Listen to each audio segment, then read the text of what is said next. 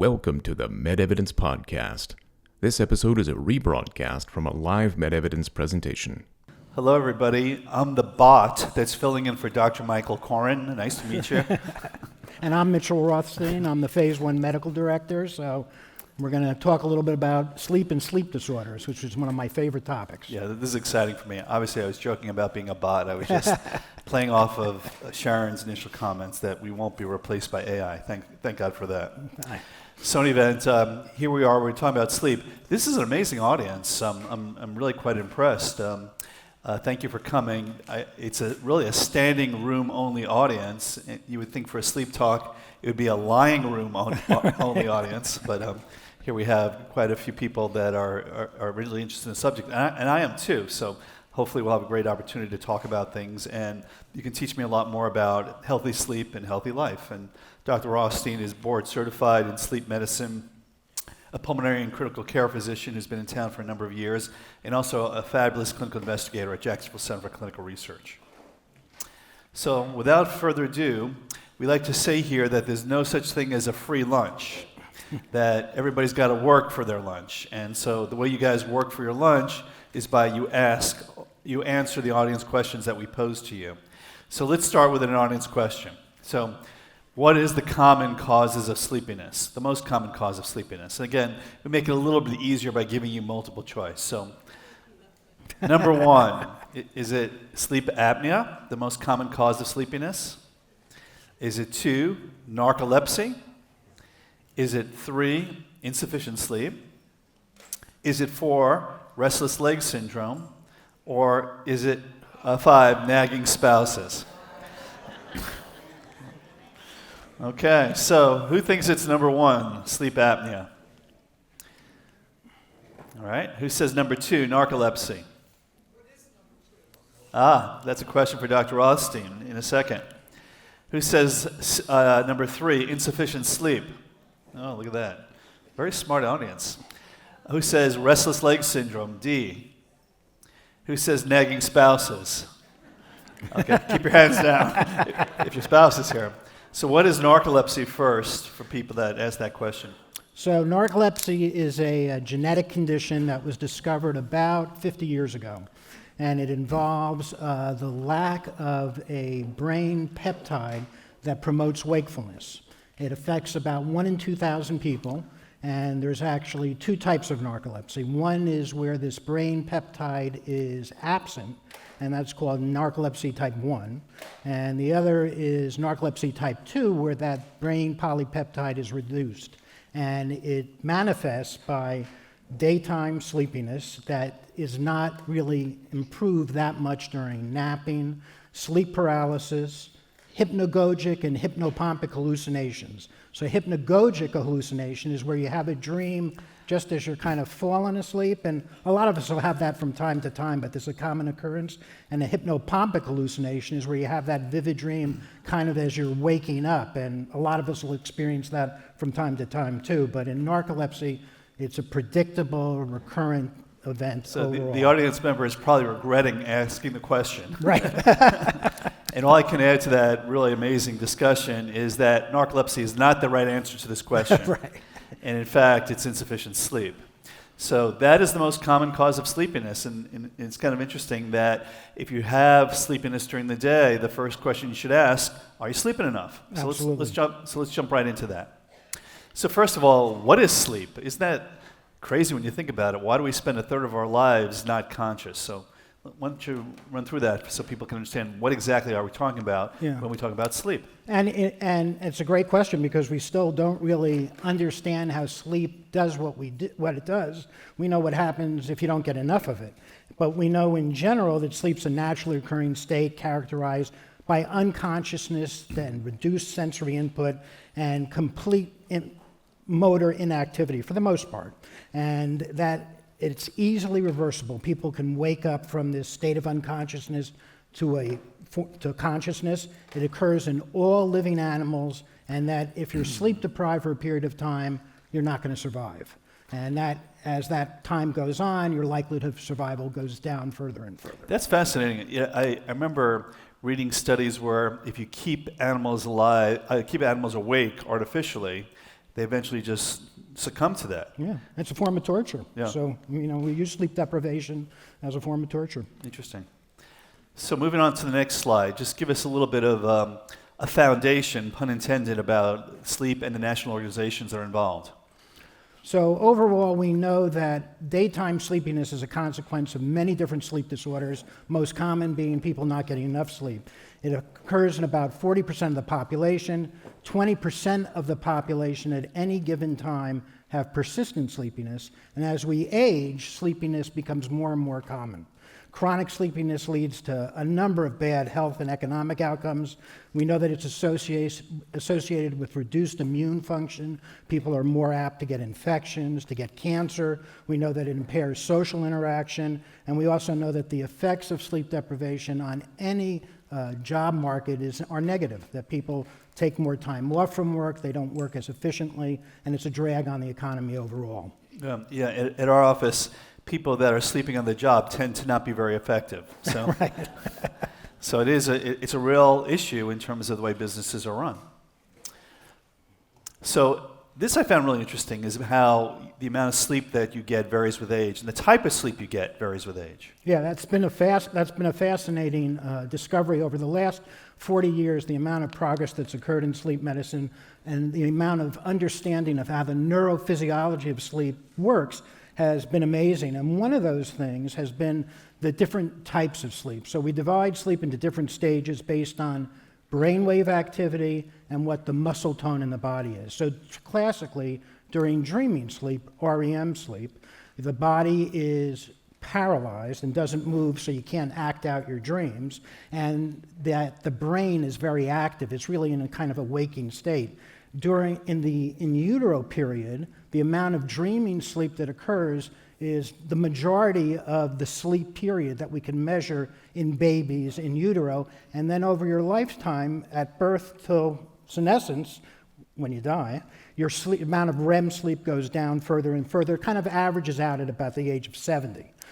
The amount of deep sleep also declines as we get older. So unfortunately, out of all the things that go on, as you get older, your sleep doesn't get that much better compared to when you're in your 20s and 30s, and it's also not quite as restorative as it was when you're in your 20s and 30s. Yeah, I'd also point out on this slide that this isn't sort of even during the course of one's lifetime. It goes from 0 when you're born to 20 here. So this is all developmental time. This is conception before you're born, and there's not much between 20 and death. And the reason I'm bringing that out is because the obvious implication is that there's tremendous amount of brain development that's occurring very early on in life, between 0 and 1 year of age, and that's reflected by this pattern of REM sleep. Yeah, and the interesting thing about REM sleep also is that, we all think about dreaming sleep as reflective of, in your dreams, you're going to work out something that happened during the day, some type of psychological or physical insult you had. What are babies dreaming about that are in utero? I mean, there's no real correlation. They haven't had a conscious experience that they can then work through and resolve. So there's some very interesting theories about dreaming sleep. Interesting. Let me get to that in the question and answer session. All right, so tell us about the sleep cycle. Sleep cycles occur in about 90-minute intervals. There's some variation in the population, anywhere from about 65 to about 125 minutes. And we go through stage 1 sleep in the very early part of the night when you first fall asleep. And then we don't really see stage 1 sleep much thereafter. And then stage 2, and then deep sleep, we used to call it stage 3 and 4, and then REM sleep. And then that cycle, stage 2, stage 3 and 4, and REM repeat at these intervals between about 65 and 125 minutes during the night.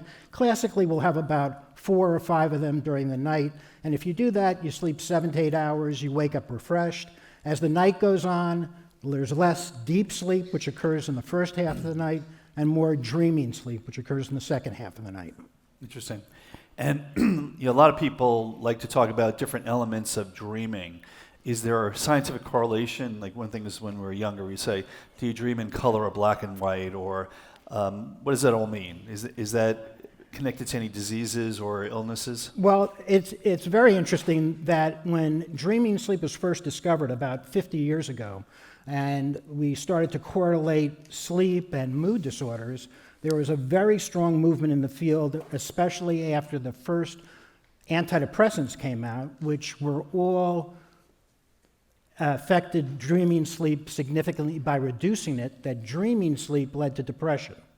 Because these antidepressants all got rid of dreaming sleep during the night, and then people felt better. So we knew that dreaming sleep wasn't really critical for survival or that significant in reducing sleepiness, but we still didn't kind of know what it means. More recently, really in about the last 6 months, there's been some papers published that show a certain part of the brain called the amygdala, which is where all your kind of emotions are centered. So when you get angry about something, that part of your brain fires off.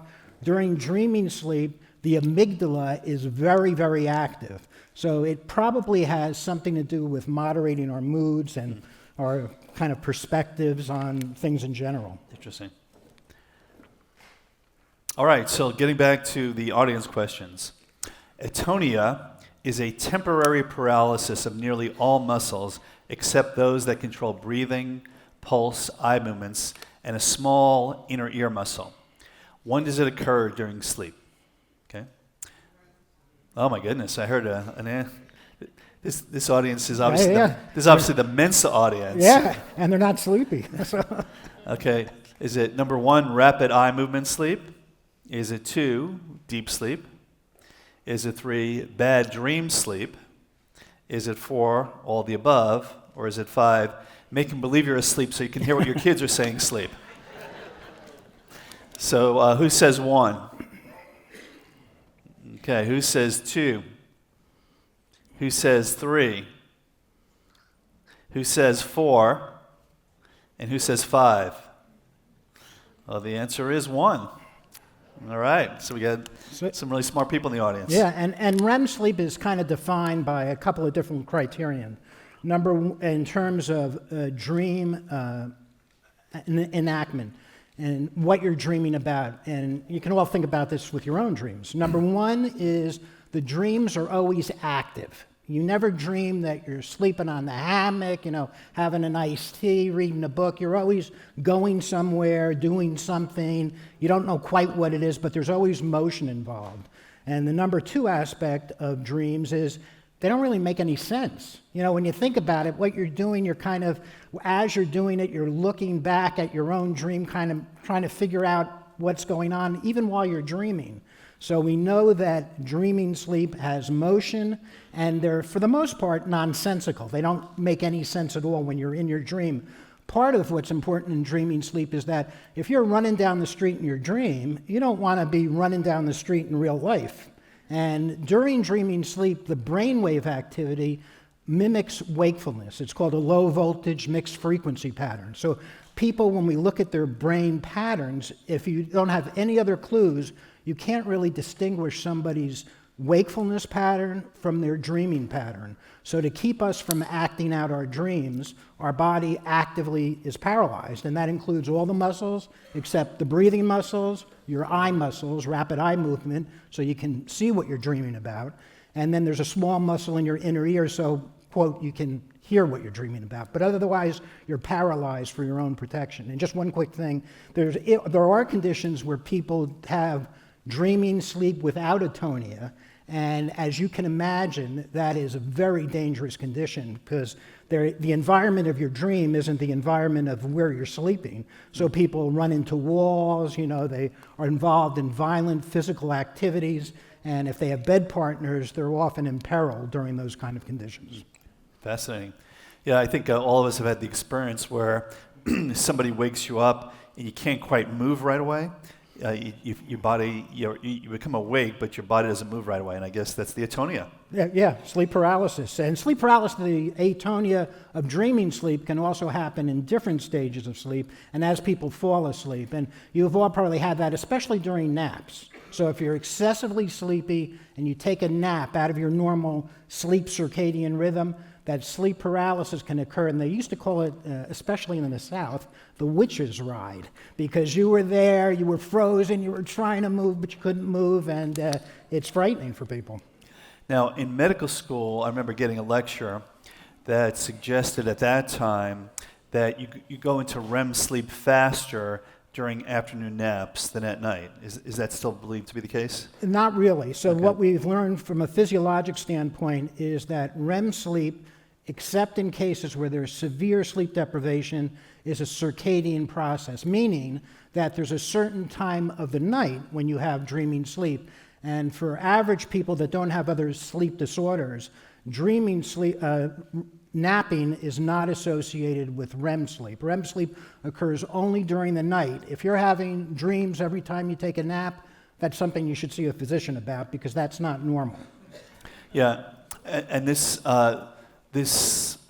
concept of circadian rhythms is really important in health, and it's something that virtually all animal cells experience. So Absolutely. It's really fascinating is that the way we respond during the course of the day is kind of programmed in our genes. Is that, yeah. Absolutely. And there are different types of people. So some of us are, early birds, and some of us are owls. And that's actually, to a large part, as you can imagine, behaviorally dependent. But in sleep studies where they isolate people in caves or in rooms where they can't tell what time of day it is or what part of the day it is, some of us are early bird programmed and some of us are owl programmed.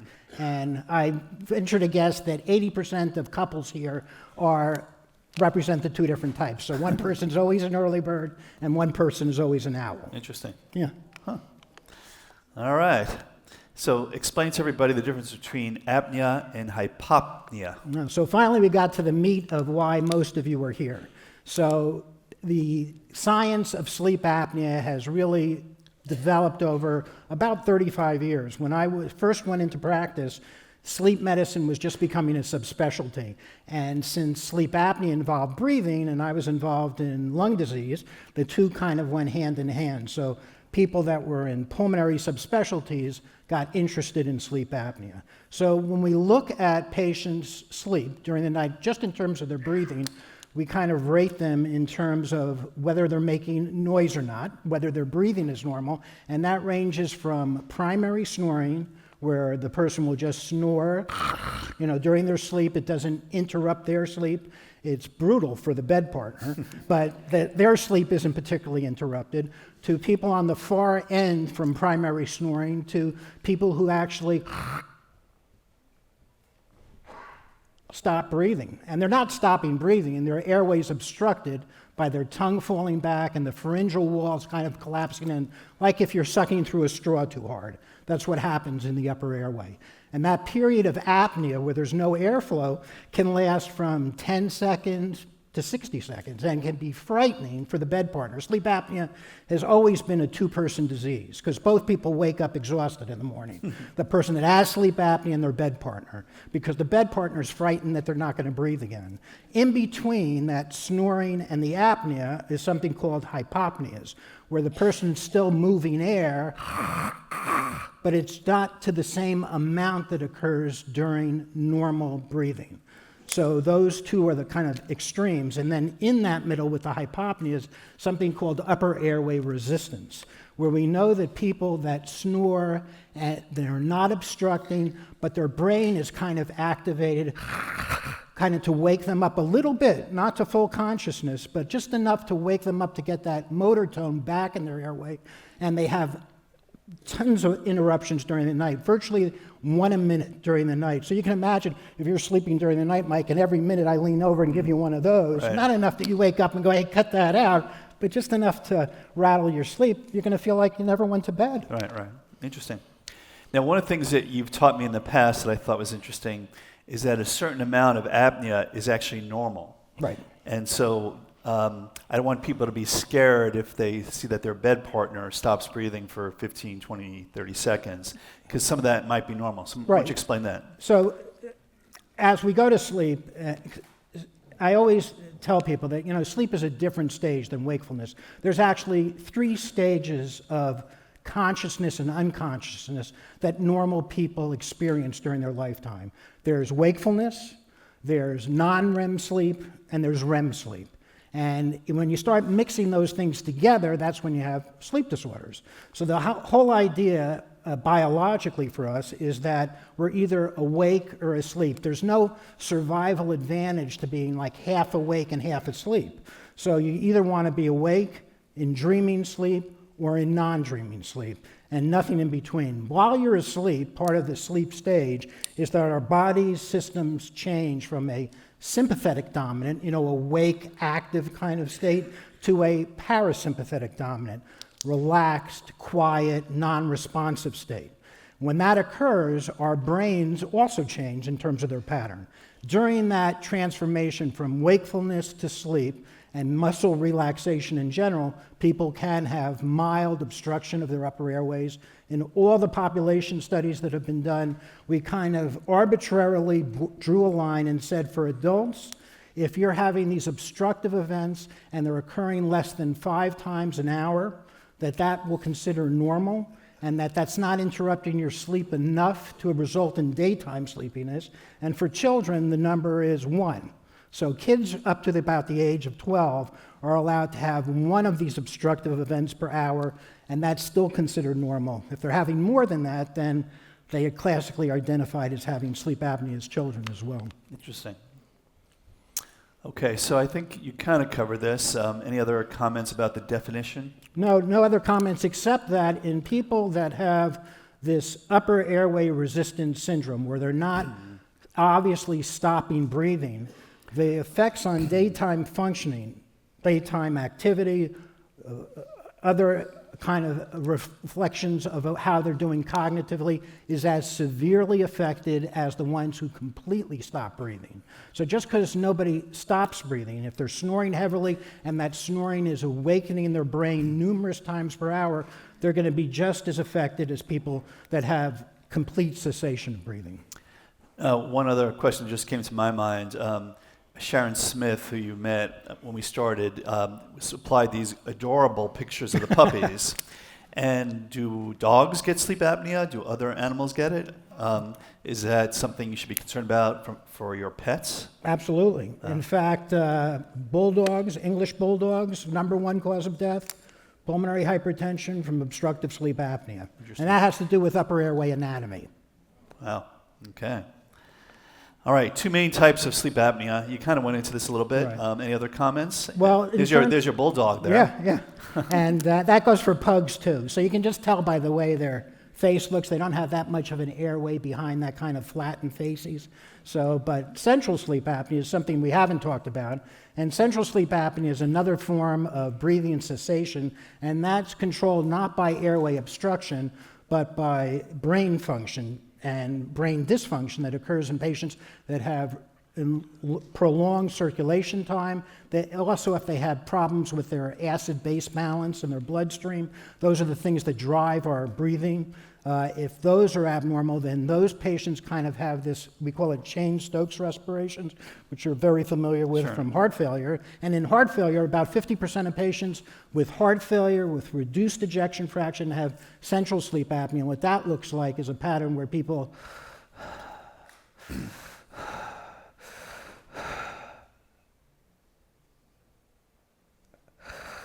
they have this kind of cyclic response where they hyperventilate, then they stop breathing, and then they hyperventilate again. And that's associated with arousals and sleep fragmentation and can cause the same kind of daytime symptoms as obstructive sleep apnea. Interesting. And again, referencing the picture on the screen, is it good to sleep with your tongue out or in, or it doesn't really matter? Well, funny, there's actually an answer for this. So in patients that have obstructive sleep apnea, and if they have large posterior base tongues, one of the treatments is something called a tongue retaining device. So it's a mouthpiece, and it has a little suction area in it, so you stick your tongue in it, and then you relax, and the mouth presses against your lips and keeps your tongue from falling backwards. Now, it works in the laboratory, but as you can imagine, compliance and patient satisfaction is less than successful. And there's actually surgeries that are done to do tongue advancement, where they take, your frenulum is that thing that sticks down on the bottom part of your tongue to the bottom of your mouth, they can actually pull that forward surgically, and that can help some patients with sleep apnea as well. Interesting. So tongue out is Tongue the way out. to go. Okay, there we go. All righty. So back to work, audience. Which of the following increases the risk of developing obstructive sleep apnea? 1, being overweight or obese. B, smoking. C, drinking alcohol before bed.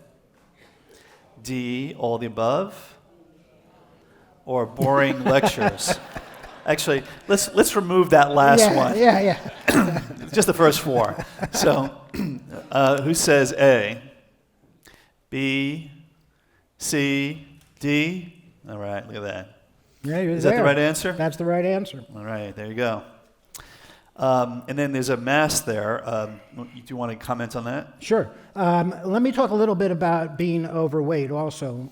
30 years ago, our patient demographics in general, and for all of us, have changed quite a bit. You know, our country has gained weight, our BMI's gone up, and you just don't gain weight in your hips and around your middle. You also gain weight in the back of your throat. So that back part of your throat becomes more and more obstructive and larger. And we know that in patients who are overweight and have sleep apnea, that in general, if you lose 20% of your body weight, your sleep apnea goes away, 95% of the time. That's crazy. Yeah, that's incredible. We know that smoking does basically the same thing. Just by the irritant smoke effect on the back of your throat, you get a lot of edema and swelling, and that also leads to obstruction. And drinking alcohol is the same thing. In fact, one of the frequent problems we had in the sleep lab was everybody that comes to the sleep lab drives over to the sleep lab at night, 8 or 9 o'clock, and they get out of their car and they go to their room and they fall asleep, and they don't snore, and they don't have sleep apnea, but in the office, their wife's complaint, most of the time, was that they snored like crazy. But they were drinking, 3 or 4 beers before they went to bed. In the sleep lab, they didn't do it, so they didn't have that muscle relaxation, so they didn't exhibit the same behavior that they had at home. So we learned that, and we told our patients, bring the beer, drink at the lab before you go in and get hooked up so we can duplicate those same kind of conditions. That's super interesting.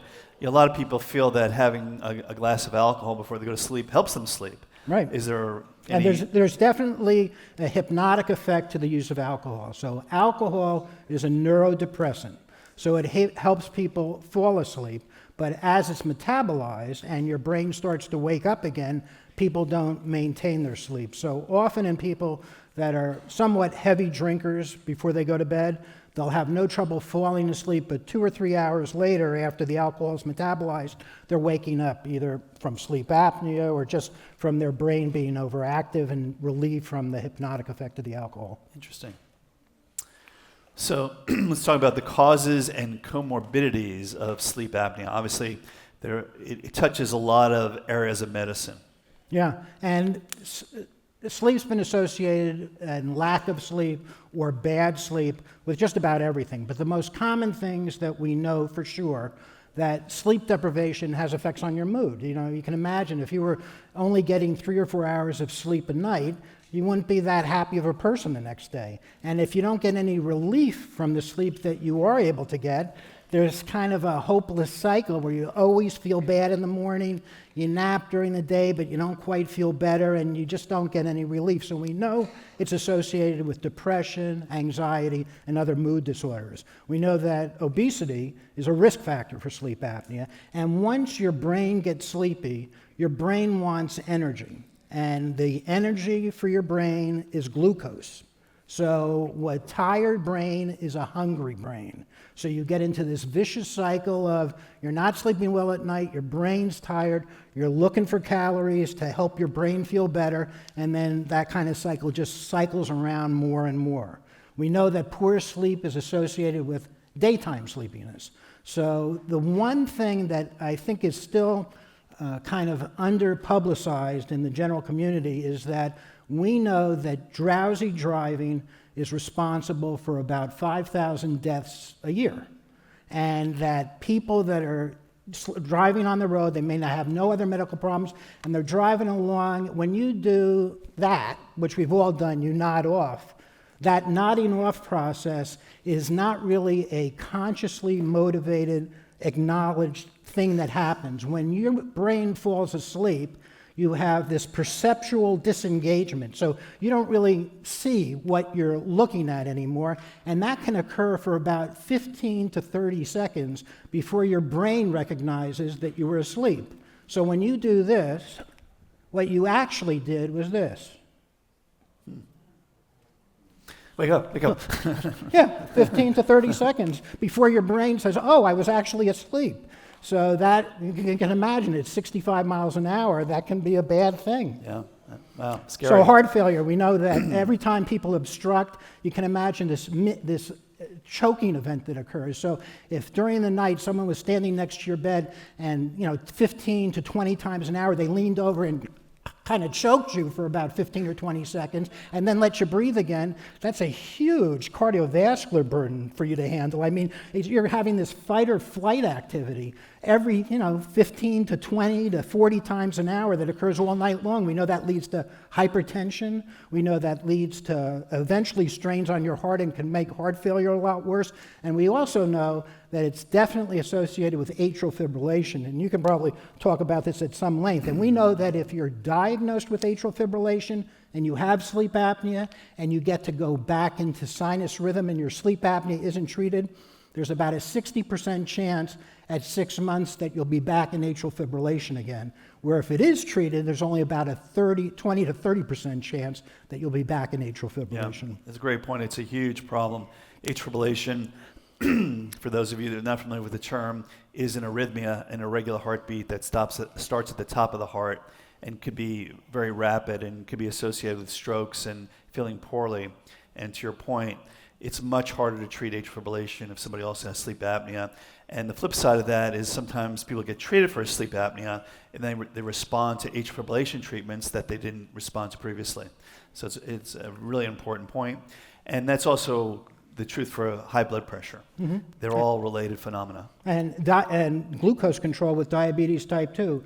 People that have untreated sleep apnea have much higher HbA1c levels, that glycosylated hemoglobin showing how good your control is of your diabetes, even if they're following their maintenance routines adequately, than people who have controlled sleep apnea. Yeah, and we do research studies for people that have high blood pressure, and we get into some of the details as to what's driving the high blood pressure.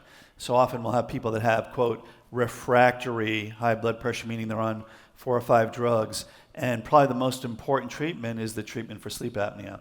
And once that occurs, you can reduce the number of drugs you're on. So that is the research we do, and if you guys are interested, let us know. We'd be happy to look at you for those type of studies. Okay, moving on. Risk factors. And we've kind of gone over these a lot, but anything that obstructs your upper airway outside of your chest cavity, so from the top of your clavicles up, anything that makes that airway smaller, whether it's enlarged tonsils, a posterior base tongue, whether it's nasal congestion, whatever it is going to increase, we call it the closing pressure. It reduces the closing pressure of how much sucking force causes your upper airway to obstruct, and that's what the problem is. So anything from here up that gets enlarged, inflamed, or otherwise restricts the airway is going to lead to more sleep apnea. We know that sleep apnea increases with age. We know that men are more affected by sleep apnea in general than women. We know. I thought that question was yes, no. Well, that can be associated with how bad your sleep apnea is. I'm sorry. So we know that as your weight increases, your risk for sleep apnea increases. We know that anything that causes your muscles to relax, whether it's sleeping pills, alcohol, or other sedatives, is also going to increase your risk from sleep apnea. And again, it's based on collapsing that upper airway. We know that smoking, because it leads to edema and swelling in the upper airway, can lead to more snoring and sleep apnea. And we know genetics are also affected. If you come from a family that's genetically prone to have posterior base tongues and small posterior airways, even if your weight is excellent, you'll still be at risk for sleep apnea. We know that, for example, patients with Down syndrome have about a 35 to 40% chance of having sleep apnea. And then there are other medical conditions that can lead to this. Specifically, acromegaly has been associated with it, and that's where you have, increase in the bony structures in your face and other parts of your body. And when it occurs in the jaw, it makes the jaw hypertrophy, and the back posterior base of the tongue is also pushed backward in that condition, leading to sleep apnea as well. Well, this picture is frightening to me. It looks like there's no room at all for the airway. And that's the choking that occurs during sleep apnea over and over again during the course of a night. Okay. Symptoms. So obviously, snoring is the most obvious symptom, especially for the bed partners. The consequences of sleep apnea: if you're not getting a good night's sleep, you're sleepy during the day. You wake up with headaches if it's associated with severe sleep fragmentation, and also if your oxygen level is going down during the night. Dry mouth in the morning is also a sign of sleep apnea, and restlessness during the night from these repeated arousals that occur also is very, very common. We know that people that have sleep apnea do not have inhibition of urinary production during the night that occurs in people who don't have sleep apnea. So for normal sleepers, we're not getting up every 2 or 3 hours to go to the bathroom because the amount of urine we produce during the night is reduced compared to the amount that we produce during the day. So some people felt that this was just opportunistic, that you woke up and since you were awake you went to the bathroom, but we actually know now that that reduction in urine that occurs during normal sleep doesn't occur during sleep and leads to irritability and frustration. Interesting. Making the diagnosis. So the diagnosis is historical, and then there are 2 major types of diagnostic procedures that people undergo. One is a home sleep test, and that just measures a few parameters of sleep, mostly airway, heart rate, oxygen level, but it doesn't include sleep staging, what part of sleep you're in, or on a lot of these studies doesn't include the position. And then the other one is an attended sleep study where you go to a sleep lab and they wire you up and you go to sleep and they measure all those things, both the stage of sleep, the position of sleep, and the breathing that occurs during sleep and how it's affected. My sense is that more studies are being done at home now than they used to be. Is that correct? Yeah, for patients that are, we have risk questionnaires for sleep apnea, and for people that are rated fairly high on these risk questionnaires, a home sleep test can be diagnostic in 80% of them. You miss those patients that are having that upper airways resistance syndrome, and we know that's a bigger and bigger part of the population. So those patients may have to go to a sleep lab to get that diagnosis made after a home sleep test. Complications. So as you can imagine, the primary cause for death in the United States is still cardiovascular disease. Mm-hmm. And we know that sleep apnea is a risk factor for cardiovascular disease. We know that we see it in type 2 diabetes, about 50% of patients with type 2 diabetes have sleep-disordered breathing. That includes anything from mild sleep apnea, which means it's occurring more than 5 but less than 15 times per hour, to severe sleep apnea over 30 times per hour.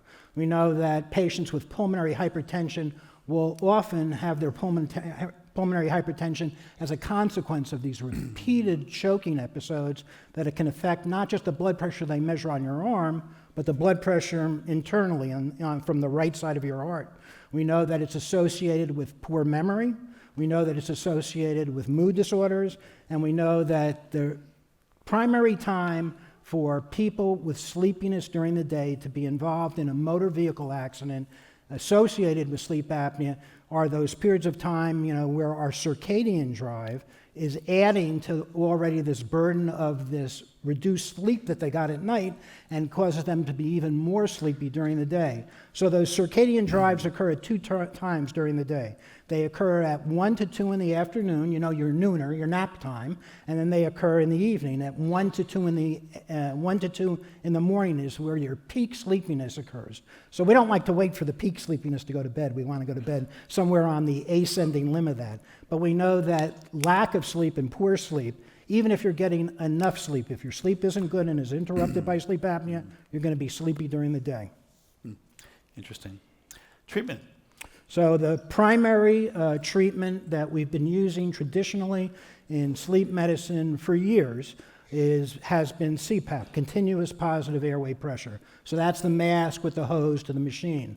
Now there's different variations of CPAP, and we have not only the continuous positive airway pressure, but we also have BiPAP, which has one pressure when you're breathing in, and then when you start to exhale, the machine regulates to a lower pressure, so it's easier to exhale against. And that's been a major breakthrough in sleep medicine, because a lot of people that fail CPAP we call it back pressure intolerance. So when they start to exhale and they're sensing that force, they have trouble sleeping. So they devised a machine that acknowledges that and works with that. And then ADAPT is a machine that works primarily for people with the central type of sleep apnea. So it maintains a normal kind of regular airflow, even during those periods of time when the patients have kind of stopped breathing and they're waiting for the acid level to build back up, so they start breathing again, so it's avoiding those complications. Oral appliances, you've probably all seen advertised on TV, is just a mouthpiece, and it moves your lower jaw forward, and when it moves your lower jaw forward, it pulls your tongue away from the back of your throat. Some people only have sleep apnea when they're on their back, and in those cases, we do something called positional therapy or tennis ball therapy, where you can sew a tennis ball or safety pin a tennis ball and a sock to the back of somebody's shirt to keep them off their back at night, which cures their sleep apnea. There's been surgical options too, very sophisticated upper airway surgeries like the type we started talking about, that also include getting rid of the tonsils and adenoids, and then moving the tongue forward. A tracheostomy, since that will bypass the rest of the upper airway, often cures sleep apnea, but for some reason people weren't really active to want to have that form of therapy. More recently, you've probably heard of this device called Inspire, this hypoglossal nerve stimulator, and that's a pacemaker that's implanted subcutaneously. The sensing end is at your diaphragm, and then the other end goes up to the back of your tongue. So what that does is when you start to inhale, the device senses that, it stimulates the back of your tongue, and that makes your tongue protrude. So it's like you stick your tongue out every time you start to breathe. And for some patients, that can be, if not curative, helpful. It tends to go, in terms of how good it is, as your body weight goes up, its responsiveness goes down. We know that bariatric surgery, because it gets rid of that 20% of weight for patients that are markedly overweight, will help sleep apnea tremendously. And currently, there's been a move towards medical treatment for sleep apnea. Some of them directed at weight, and some of them directed at other stimulant therapy to kind of help keep that upper airway tone active during sleep so it doesn't relax and collapse. Well, speaking of clinical trial, well, this is a quick conclusion. Sleep is an active process. Get enough sleep, everybody, and if you're sleepy, get evaluated. So I think those are important take-home lessons. But I wanted to jump to some of the clinical trial stuff that you're involved with. So, there's been a number of clinical trials going on with medications that are primarily been designed to reduce weight. And you've probably heard of all of them.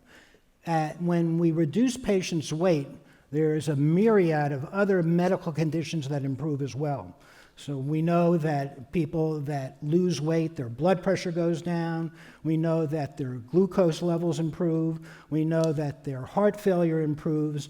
And these things are all interconnected with each other. That overall stress response of carrying around a lot of weight seems to be reduced. And we're particularly looking now at an indication for one of these medications, reducing weight and its effect on sleep apnea. So we kind of know what the answer is already going to be, but we have to prove it. And to prove it, we're doing a study where patients that have a BMI, a body mass index, over 27 and have sleep apnea and type 2 diabetes are given this medication for a total of 80 weeks. And the primary endpoint for this study is going to be the effect on sleep apnea. So we're not looking at all the other things as the primary endpoint. It's looking at its effect on sleep apnea. And since we've been recommending to patients that are overweight with sleep apnea for years that they lose weight, this is a study that we're very excited to be part of, and we're hoping that it's going to have the conclusion that we all are anticipating that it's going to have. Yeah, these are really nice opportunities for patients. So this study, for example, involves drugs like Ozempic and Mounjaro. that are very expensive drugs. They're on the market, but a lot of people can't get them because of insurance restrictions or the cost. And in this study, you'll have potential access to these drugs at no cost. In fact, you'll get a little check for keeping a diary of your sleep. And so it's a nice opportunity for people. And it's one of many studies that we're working with on diabetes issues, cardiac risk factor issues, and sleep issues. So if you're interested, please let us know. We'd love to get you more information. And again, there's no cost, no insurance involved. So it's that is your free lunch. That's actually a time when you can get information for free. And if nothing more, I think you'll love being part of the ENCORE community. ENCORE is an acronym for Encouraging Community Research and Education. And that's what we're all about. So by just having email access to you, you'll get a lot of information. You'll get all these slides on the MedEvidence website, and you'll get updates about what's happening here in Northeast Florida in clinical research, and again, all free of charge. So I'd really highly encourage you to be part of it. We have hundreds of physicians that work with us, and it's a wonderful community, and a community where we share just fabulous information and help a lot of people. So, final exam. Final exam. I don't think I showed you this slide. No, but I saw it before when I was looking through it. Okay. And I'll be really impressed if somebody knows who this is. Anybody in the audience knows who this is before I give you choices? Have you seen them on the streets? Okay, we'll give you some choices. Is this a candidate for obstructive sleep apnea? Is this a guy who discovered the genes regulating circadian rhythms? Is this a professor who taught Dr. Koren's college biology class? That being me? Is this a Nobel Prize winner or all the above? You guys are smart. Yep. This is actually my sophomore year biology professor at Brandeis University who was recently awarded the Nobel Prize for discovering what we just talked about, which is that all animal cells have circadian rhythms that are driven by genes. And all the stuff that we're doing is based on this incredible biological insight. So thank you, Dr. Hall. Thanks for joining the MedEvidence podcast. To learn more, head over to MedEvidence.com or subscribe to our podcast on your favorite podcast platform.